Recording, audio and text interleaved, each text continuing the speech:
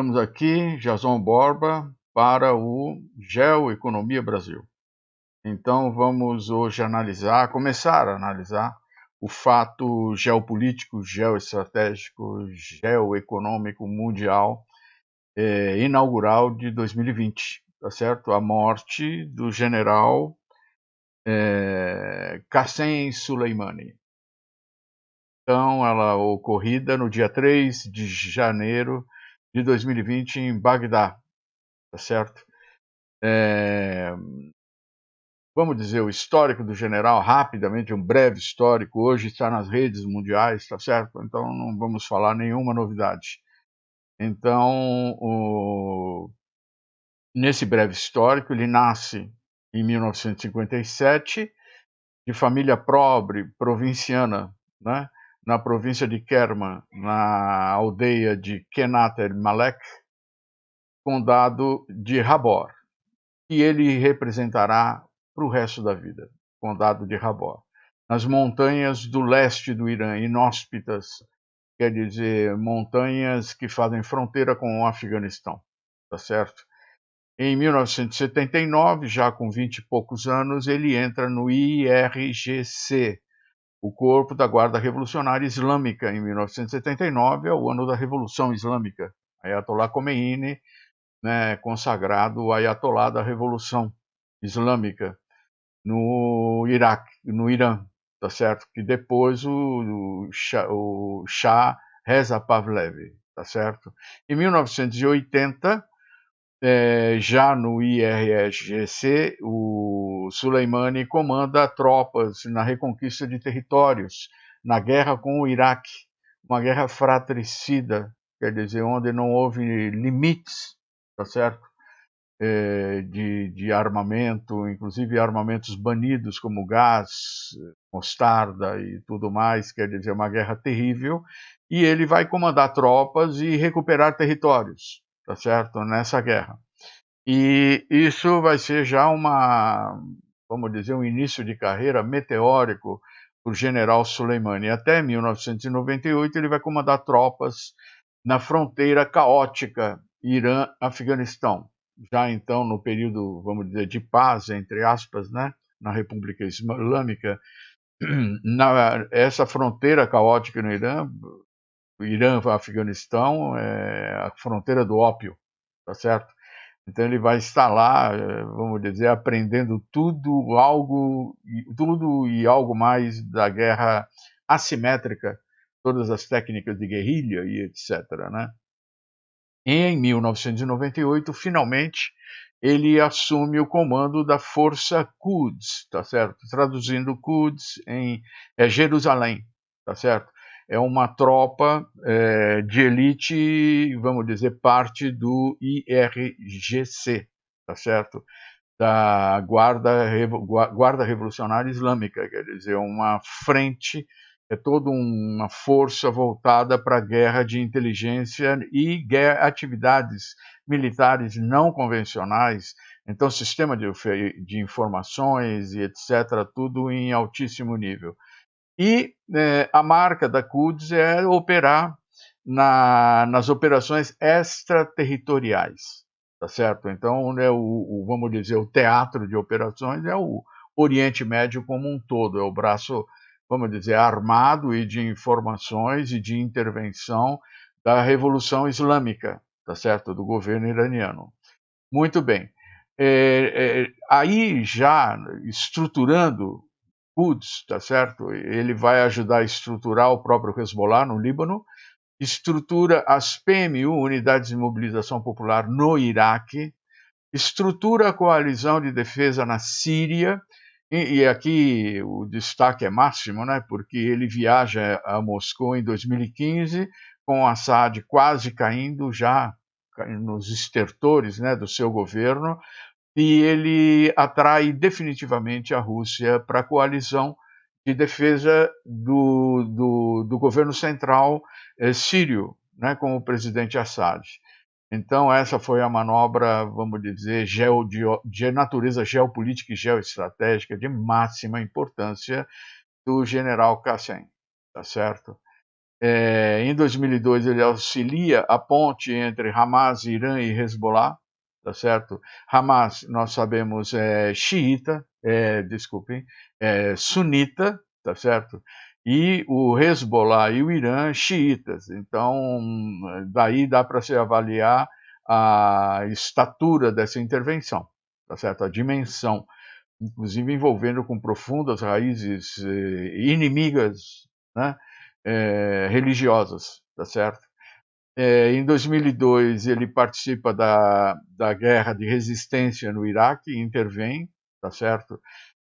A partir daí, e vai então, como já disse antes, estruturar as milícias de mobilização popular, que vamos dizer, grande parte dos seus quadros são xiitas, tá certo? A parte sul do Iraque é virtualmente xiita, tá certo? Iraquiana, mas xiita. Então, essas tropas da PMU, tá certo? Elas serão muito importantes no combate à Al-Qaeda e ao Estado Islâmico e à autonomia dos curdos também. Então, algo bastante interessante e aí a estratégia do general Soleimani é fundamental. Qassem Soleimani vai ser o estrategista e vai municiar também de, vamos dizer, todos os instrumentos logísticos, armamento, né, a PMU no Iraque. E aí a guerra Israel-Líbano, talvez um dos pontos máximos, né? O Hezbollah praticamente foi quem enfrentou Israel em território libanês, no sul do Líbano, né, norte de Israel. É uma guerra que ficou restrita ao território libanês, mas foi a primeira derrota de Israel em território, tá certo? On the ground, tá certo? Então, aí ela é proverbial, porque a Blitzkrieg israelense foi derrotada, tá certo? Numa guerra de trincheiras, na verdade, grandes casamatas, tá certo? Uma estrutura assim. Tivemos a oportunidade de acompanhar o day by day desta guerra e ela foi realmente estupenda. Depois revelou-se que o general Soleimani esteve envolvido, né, no apoio logístico, no aconselhamento do Hezbollah e nessa vitória, tá certo? Foi uma vitória, embora ainda negada oficialmente por Israel, para todos os analistas, né, foi um revés importante e, vamos dizer, até arquetípico, né, nas guerras do século XX e também inaugural do século XXI. Muito bem. Na Guerra Civil Síria, então a derrota ainda não totalmente concluída, né, do Estado Islâmico e da Al-Qaeda, a aglutinação de uma vasta frente com o Hezbollah, com forças iranianas da Al-Quds, tá certo? Com o exército regular sírio, com as diferentes. Então, realmente uma composição miraculosa foi conseguida ali, tá certo? Para que se atuasse com unidade, né? E o respaldo, né, decisivo da Rússia ao presidente, a manutenção do presidente Assad no poder. Muito bem. Depois de tudo isso, óbvio, né? Vem uma intervenção tardia, mas interessante de ser analisada do ponto de vista militar, que é a guerra internacional e a guerra civil no Iêmen. Uma guerra civil entre as várias correntes, tá certo? E a guerra internacional, porque a guerra no Iêmen entra em guerra com a própria Arábia Saudita. E então lances espetaculares de guerra assimétrica, né? Então, para quem é um analista de coisas militares, geoestratégia, né, como é o campo de análise da Geoeconomia Brasil, então é um espetáculo ver como é que Davi, tá certo? Pode efetivamente derrotar Golias, ou pelo menos colocá-lo em situações verdadeiramente desesperadoras, tá certo? Então, por tudo isso, Soleimani, que para alguns é um herói, para outros é um terrorista, tá certo?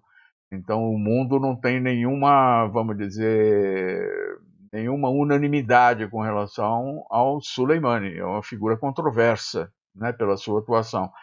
Então, Suíça, Estados Unidos, União Europeia, Conselho de Segurança da ONU vão aplicar sanções pessoais ao Soleimani. E, finalizando, os Estados Unidos vão realmente colocar o IRGC, né, como organização terrorista e, obviamente, o general Soleimani também como terrorista internacional. Muito bem. Por isso tudo, ele era tido, Soleimani, como vamos dizer, o único mártir vivo, né?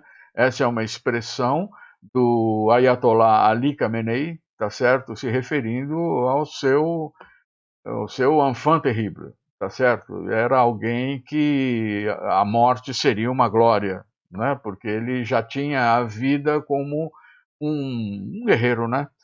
Um guerreiro, seja terrorista, seja um herói, devotou a vida à guerra, tá certo? Então era uma pessoa para quem a vida já era, vamos dizer, algo a ser vivido e a ser morrido, tá certo? Então ele tinha um hábito muito interessante. Esse hábito era trocar mensagens com os seus inimigos, tá certo? Durante toda a vida tem uma coleção de mensagens e troca de mensagens com os seus inimigos. E ele era particularmente muito bem-humorado e mordaz nessas mensagens. Numa dessas trocas, que ocorreu em julho de 2018, Trump ameaça o Irã, tá certo? De consequências que poucos ao longo da história já sofreram antes, motivado pela repressão que o Irã fez à sua população, tá certo? Fruto de revoltas internas, rebeliões, né, movimentações sociais, por causa da economia, do estado da economia iraniana, agora em 2018, 2019, tá certo? Então, a resposta do Soleimani ao senhor Trump foi a seguinte: a nação iraniana passou por muitos eventos difíceis. Você pode começar uma guerra, mas somos nós que acabaremos com ela. Então, pare de nos ameaçar. Estamos prontos para enfrentar você. Muito bem. É importante como curiosidade, né, como marca da personalidade do Soleimani, mas é também interessante à luz do que aconteceu, né, nesse bombardeio que vitimou exatamente o Soleimani, o bombardeio dos Estados Unidos. Vamos fazer uma breve e leve sucessão recente de eventos, tá certo? Então, no caso, nós temos em 27 de dezembro, sexta-feira, uma saraivada de cerca de 30 foguetes Katyusha, tá certo? O que já denota bem a natureza das forças que atacaram, tá certo? Foguetes Katyusha bombardeia um armamento leve, né, relativamente leve, com poder de destruição, claro, mas já denota a natureza, vamos dizer, marginal das forças que atacaram. Atingiu a base K1, tá certo? Dos Estados Unidos no Iraque. Então, perto de Kirkuk, ao norte do Iraque, tá certo? Um mercenário contratado dos Estados Unidos morreu, veio a falecer, fruto desse bombardeio, e 2 soldados iraquianos e 4 dos Estados Unidos foram feridos, tá certo? Para os Estados Unidos, Kataib Hezbollah foi a organização, o grupo culpado pelo ataque, tá certo? Ele pertence às PMU, tá certo? Então, o que acontece? No dia 30 de dezembro, ataques dos Estados Unidos deixam 31 mortos e 45 feridos nas brigadas 45 e 46 das Forças de Segurança do Iraque, da PMU. E E então essas posições militares, 45, 46 e algumas outras, né, estão exatamente na fronteira entre o Iraque e a Síria, tá certo? Ali na fronteira do Iraque e da Síria, perto do rio Eufrates, então muito importante, e ao norte também. Então, o que é que vai acontecer? Também nessa sucessão de eventos, em 1º de janeiro, a embaixada dos Estados Unidos em Bagdá é cercada e invadida por multidão de militantes do PMU, tá certo? Então, essas unidades de mobilização popular iraquianas, que são órgão, na verdade, oficial do governo, mas dirigidas pelo Irã e pelo general Soleimani, tá certo? Então, é muito interessante, porque em 3 de janeiro, então, nós temos que Qassem Soleimani havia chegado a Bagdá, tá certo? Em um voo normal do Líbano, vindo do Líbano, a convite do primeiro-ministro iraquiano. Chama atenção a convite do primeiro-ministro iraquiano, à luz de algumas notícias que saíram hoje, no dia 4 de janeiro, tá certo? Não viajou em segredo. Ele foi apanhado no aeroporto por Abu Mahdi al-Muhandis, vice-comandante de uma facção das PMU e da própria PMU como um todo, tá certo? Onde ele é o vice-comandante. Os 2 carros em que viajavam, saindo, né, foram destruídos por um ataque de drone norte-americano. Seus motoristas e guardas morreram, além deles próprios. E oficialmente ele estava presente para assistir o funeral dos 31 soldados iraquianos mortos, tá certo? Em 29 de dezembro. O presidente Trump assume, então, imediatamente assume publicamente a decisão pelo bombardeio que vitimou Soleimani, tá certo?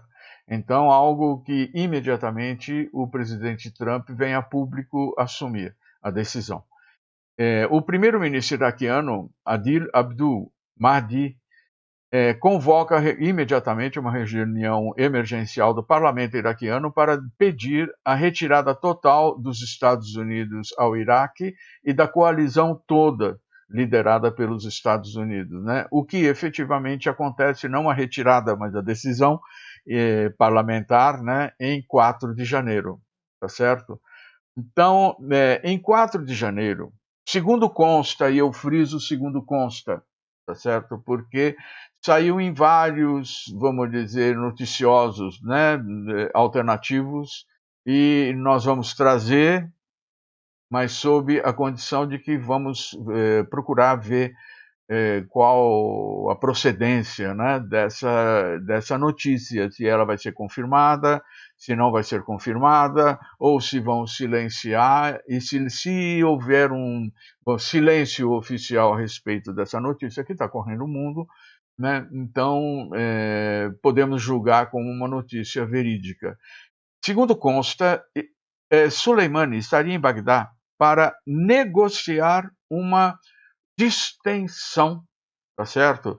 Entre Irã e Arábia Saudita, tá certo? A convite do primeiro-ministro Adil Abdul Mahdi, do Iraque, que estaria aí a pedido da Arábia Saudita como mediador. E o Soleimani seria o responsável pelas primeiras negociações, óbvio, né, entre a Arábia Saudita.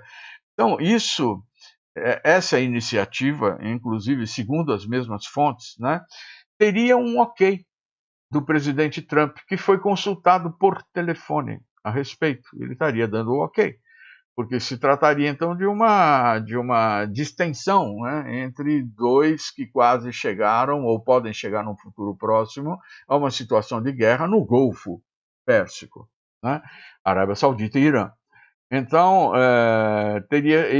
haveria essa ideia de que, vamos dizer, o Soleimani, além da agenda oficial, teria essa agenda ainda em segredo, né?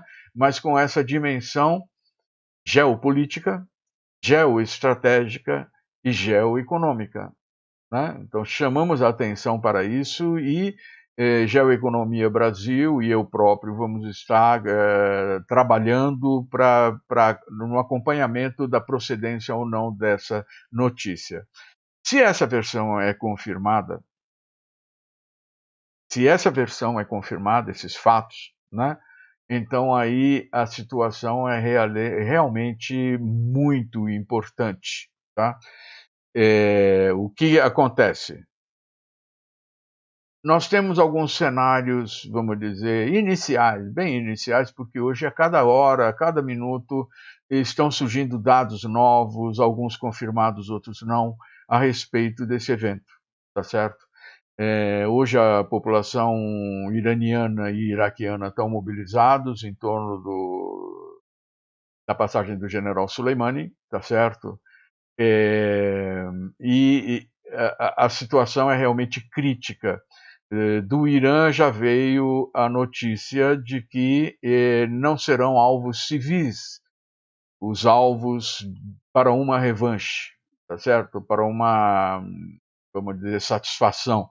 Serão alvos militares norte-americanos e de todos os envolvidos. Quer dizer, onde pode haver, inclusive, uma abertura para outros envolvidos, outros atores geopolíticos na região que poderiam estar envolvidos, mas os alvos serão militares, né? Então, interessante. Então, fazendo um balanço dessas primeiras hipóteses iniciais e logo em seguida estaremos de volta dando conta disso, tá certo? Atualizando esse quadro. A primeira é a de que foi uma decisão estritamente pessoal, isolada, extemporânea e não estratégica de Trump, né? Dada os seus arroubos, a sua imagem que é justamente propalada por ele, tá certo? A gente tem que considerar essa decisão. Não creio, né? Hoje eu sinto desde o início que não era uma atitude propriamente extemporânea pessoal, estritamente pessoal dele, né? Embora pudesse ser justificável essa hipótese pela própria performance pessoal dele diante da mídia e etc. Não, né? Acreditamos que isso compõe parte, essa decisão de atingir o general Soleimani, vamos dizer, faz parte de uma estratégia maior. Tá certo? Se ela é equivocada ou não, aí são outros 500 que vai caber justamente uma oportunidade enorme para a gente fazer análises a respeito, tá certo? Então, tem todo um elenco de possibilidades aqui, que vai desde do fato de que os Estados Unidos estavam perdendo sustentação política no Iraque, na Síria, na Líbia e até na Arábia Saudita, tá certo? Então precisaria de um evento para poder sacudir essa correlação de forças, essas condições ambientais e possibilitar uma mudança, tá certo? Nessa correlação de forças que foi se tornando cada vez mais insuportável aos Estados Unidos. Outro elemento importante nesse conjunto, tá certo? Geopolítica, geoeconomia e geoestratégica dessa decisão está nas próprias eleições norte-americanas 2020, eleições norte-americanas, e o presidente Trump vai procurar demarcar o seu governo, né, em relação à alternativa democrata norte-americana. Então, um lance como esse poderia ser um argumento importante de campanha, né? E uma terceira, vamos dizer, conjunto de circunstâncias estaria numa espécie de golpe interno, o que não é estranho no governo Trump. O governo Trump esteve sujeito a várias vezes a um golpe, a um assédio, né, do Deep State. Deep State, Estado Profundo norte-americano, quer dizer, todos aqueles organismos de defesa em complexo militar. Então, e basicamente agora ladeado pelo vice-presidente Pence e pelo secretário Pompeo, certo? Então, aí a decisão teria sido tomada neste trio. Isso é importante, porque o Pentágono hoje, dia 4, reage dizendo que não era a melhor medida das aconselhadas pelo Pentágono. O Pentágono fez valer, tá certo, um rol de, vamos dizer, de sugestões, né? Um rol de sugestões de medidas a serem tomadas, entre elas a eliminação do general Soleimani. Mas não era que ele, vamos dizer, a preferida do Pentágono. Isso seria algo a ser tomado em última instância. E, no entanto, foi a primeira escolha. Então, isso é importante, né? Foi a primeira escolha deste trio. E, ao que consta, foi o trio que atuou num artigo hoje no New York Times, tá certo? Que está dizendo exatamente essa circunstância da tomada de decisão. Então, interessante. Aí nós temos duas variantes, né? A primeira variante é que o presidente Trump teria assumido essa postura fruto já de um retrospecto bem intenso no poder, em que ele foi assediado pelo Deep State, né, em que ele assume a postura do Deep State, mas para depois desarmar essa postura. Todos os bombardeios americanos, né, às instalações do governo sírio no decorrer de 2018, 2019, né, tiveram essa marca. Tá certo? Foram bombardeios, se é permitido, vamos dizer, a gente envolver tudo isso numa mesma marca, né? Foram bombardeios fake. Todos os alvos já eram sabidos, né? O presidente francês foi até público nesse sentido, já eram conhecidos, então foram bombardeios cosméticos. Então, isso daí é um fato interessante. Então, essa é uma marca do Trump. Por que agora seria diferente? Ele poderia estar assumindo essa postura de apoio a essa decisão, mas com vamos dizer,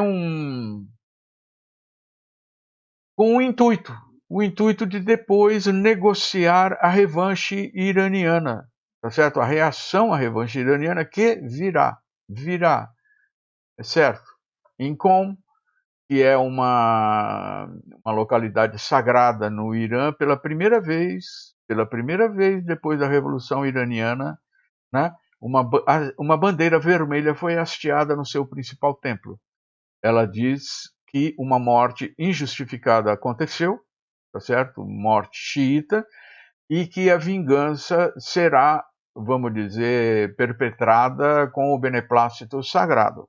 Então, para que a gente consiga avaliar que vamos dizer, a revanche virá, a revanche iraniana virá, né? E que ela pode ser algo bastante sério, como era a própria projeção da figura do general Soleimani. Muito bem. A outra alternativa aqui, a outra variante, né? Golpe interno da ala Falcon, é que o presidente Trump mudou de posição. Ele não está lá mais para suavizar o golpe ou contragolpe das ações do Deep State, mas ele assume agora plenamente a estratégia, vamos dizer, Falcon, tá certo? Os falcões. Então, isso é algo que nós vamos ver agora nos desdobramentos nos próximos dias, né? Conforme houver notícias vamos dizer, dos desdobramentos norte-americanos, principalmente vamos dizer, ao troco, né, que o Irã vai certamente concluir. Muito bem. Outros fatores são importantes para a gente considerar nesse grande quadro, e agora ampliando o mesmo quadro. Esses outros fatores Estados Unidos ou uma guerra localizada, muito bem delimitada, faz parte de alguma estratégia necessária? Estados Unidos está precisando de uma guerra? Ou quem estaria? Né? Uma guerra regional, não uma guerra num determinado território delimitado, mas numa região. Certo? O que transformaria essa guerra, obviamente, numa guerra internacional de outra proporção. E uma grande guerra, né? Daquelas como meu colega de profissão, o Paul Krugman, fala que a Grande Guerra é, na verdade, um grande argumento para a retomada econômica, né? Não foi uma nem duas vezes que ele já falou isso. Seus estudos da crise de 30 mostram que os Estados Unidos efetivamente saem da crise não com o New Deal, mas com a Segunda Guerra Mundial. Então é interessante, ele fala isso. Nada como uma grande guerra, uma guerra importante para poder tirar uma economia da crise ou da rota, né? Do caminho de uma depressão. Interessante. Bom, aí vem vários outros cenários, né? E eu atribuo aqui 5% para traição. Traições, as mais diversas traições. Porque se aquele quadro, né, do presidente Trump ter acolhido a ideia de começo de uma negociação de distensão entre a Arábia Saudita e Israel e Irã, né? Ele ter acolhido aquilo e depois, no encaminhamento dessa alternativa, com a viagem do general Soleimani, ele ter atingido, né, com o drone aquela comitiva, então seria algo como uma armadilha, né? Uma armadilha, eu incentivo, tenho o meu beneplácito, mas quero, vamos dizer, atingir o general Soleimani. Então é interessante, são os vários esquemas de traição e eles virão à tona, né? Eles virão à tona, quer dizer, é muito difícil que através do tempo as traições fiquem anônimas. É muito difícil que isso aconteça. Justamente num episódio como esse, vi de hoje já o artigo, né, do New York Times e vamos dizer, a declaração oficiosa, entre aspas, né, do primeiro-ministro do Iraque a respeito do ok do presidente Trump, né, e as implicações de que um ok doravante, né, poderiam ser, vamos dizer, não considerados mais confiáveis, né, OKs do presidente Trump e das instituições norte-americanas. Interessante. Outras alternativas que nós estamos vendo, verificando, né, vamos dizer, perfazem o total de 100%, né, das possibilidades em relação às hipóteses iniciais. Muito bem. Aí vem uma questão fundamental. Dentre vamos dizer, a intenção do presidente Trump de eliminar o general Soleimani, estaria o seguinte, quer dizer que com esse bombardeio, na verdade, encerrada a carreira militar do general Soleimani, perigosa ou brilhante, né? Estaria encerrada uma fase. E o perigo estaria exatamente na pessoa do general Soleimani. Então a pergunta é a seguinte: general Soleimani, dentro de tudo o que se diz a respeito da sua capacidade de visão estratégica e etc., ele preparou a sua sucessão, tá certo? Ou ele era insubstituível? Então, algo que vamos ter que verificar, tá certo? O seu sucessor já está nomeado, né? Sabemos disso. E, finalmente, a quem interessa uma guerra local, regional e, dadas as circunstâncias mundiais, geoeconômicas, geopolíticas, geoestratégicas mundiais, o ambiente, né? Com sérios riscos de tornar-se uma guerra mundial. A Israel? À Arábia Saudita, à Turquia, ao Irã, à Rússia, à OTAN como um todo, tá certo? Aos próprios Estados Unidos interessaria uma guerra agora? Todos dizem que não. Todos. Né? Mas isso, entre o que os atores geopolíticos de grande porte dizem e o que fazem, e o que serão obrigados a fazer, o que é principal, vai uma distância muito grande e é aí que cabe a análise, tá certo? Muito bem, o nosso panorama total, ele diz respeito à Eurásia, certo? A Eurásia, essa grande massa de terra contígua, tá certo? Que, vamos dizer, determina hoje, sem a menor sombra de dúvida, né, os destinos da humanidade. Eles serão, em última análise, decididos aí e voteados aí. Daí, o nosso referencial teórico para analisar isso, a geoeconomia da área pivô. Isso nós vamos tratar numa segunda parte dessa análise, tá certo? Mas, vamos dizer, o que reveste a dramaticidade deste acontecimento, a morte do general Soleimani, dia 3 de janeiro, né, nas vias que dão acesso e escoam o tráfego no aeroporto internacional de Bagdá, tá certo? Tem que ser entendido à luz de um grande quadro, tá certo? Então, é muito importante a gente ter a ideia do que está sendo jogado. Quer dizer, o grande problema está na junção entre Europa e a Ásia, as potências asiáticas, e eu coloco de cara três, né, que é a China, a Rússia, o Irã, tá certo? E poderíamos colocar também a Índia, isso tudo num grande mercado. Então, de cara, vem um conceito importante para a gente trabalhar, é o de intermarum, tá certo?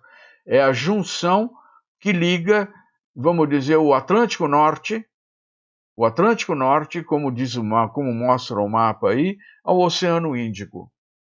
Essa é a ligação entre os grandes oceanos passando por terra, tá certo? Elas são fundamentais. E então todos os países que estão nessa faixa, eles têm um destino que não é determinado por eles próprios somente, tá certo? Eles serão sempre alvo do interesse das grandes potências mundiais. Então, interessante este conceito e essa região, né? E ela revela algo mais interessante ainda. Ela é uma espécie de anteparo, espécie de fronteira, território crítico, entre outros, mas um território crítico, essa faixa, esses países aí colocados, né? Para conter um projeto fundamental, a nova Rota da Seda. A nova Rota da Seda é a saída, e eu diria a vocês, a única saída para a China, para a economia chinesa, e para que ela não imploda ou exploda, tá certo? Em função das graves contradições que ela tem dentro de si, ela precisa se expandir. E nesse sentido, a proposta é a nova Rota da Seda, que liga por terra e por mar a Europa e a Ásia num conjunto econômico eurasiano que, se tiver sucesso ou mesmo relativo sucesso, é a área do mundo que vai crescer pelo menos nas próximas 2 décadas. E Estados Unidos vai ameaçar seriamente, óbvio, né, a hegemonia norte-americana. Então, aí é uma pista interessante, é um insight interessante para entendermos até as circunstâncias, a dramaticidade das circunstâncias que levaram à morte do general Soleimani. Então, nós vamos ficar por aqui. Eu, Jason Borba, editor do Geoeconomia Brasil, né? Vamos voltar a trabalhar isso, certo? Numa segunda análise mais profunda, mas deixamos aqui as grandes pistas, né? De como os homens, através dos seus atos de vontade, fazem apenas aquilo que são obrigados a fazer pelo movimento das placas tectônicas, geopolíticas, geoeconômicas e geoestratégicas.